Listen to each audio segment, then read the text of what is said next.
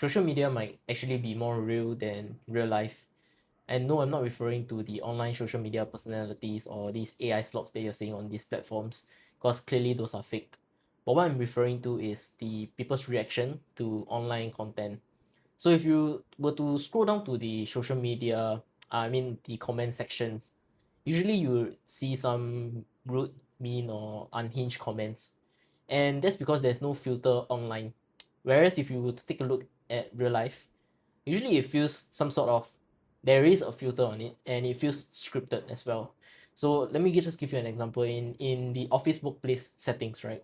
If you were to meet someone that is new, that you are unacquainted with, usually you will just ask them how's their day, how's your weekend, how are you. And honestly, those are kind of scripted. You're behaving the ways how society expects you to behave, which is polite and courteous.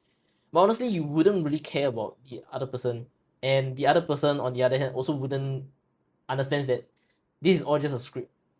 You don't really care about what's going on with my day. You don't really want to know what's going on in my weekend. You're just saying that for the sake of saying that, and that's basically it, right? Which is why social media might actually be more real than real life.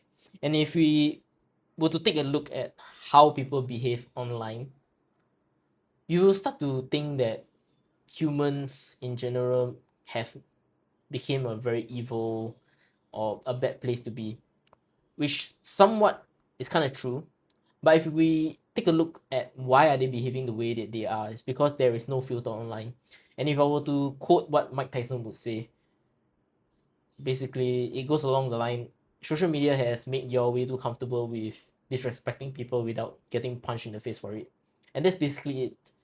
Once you remove the fear of people's reaction to what you have to say, you basically have no restriction on what you would need or want to say online, which is a very funny thing. Because if you were to see, like, for example, if some of you guys are a UFC fan, you were to see comments disrespecting this fighter, right? Like, oh, this person has washed up, this person is weak, this person, whatever, correcting how to punch or kick.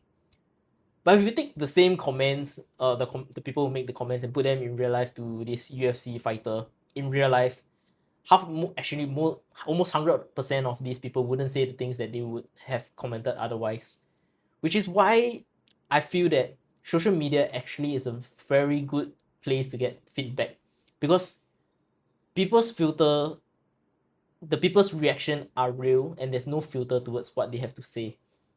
And that's it. If we can take a look at we can take this positively or negatively, but if we take a look at the positive lens, is that the feedback that we gain through online is more real than the feedback that we gain from real life, which is a good thing, good and bad thing, which is also kind of sad, because you're no longer being you no longer have the ability to discern what is good feedback online and what's bad feedback offline.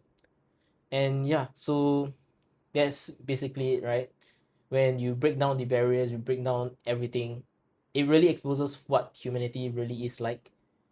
And yeah, so once again, thank you for listening to my thoughts, and see you guys in the next video.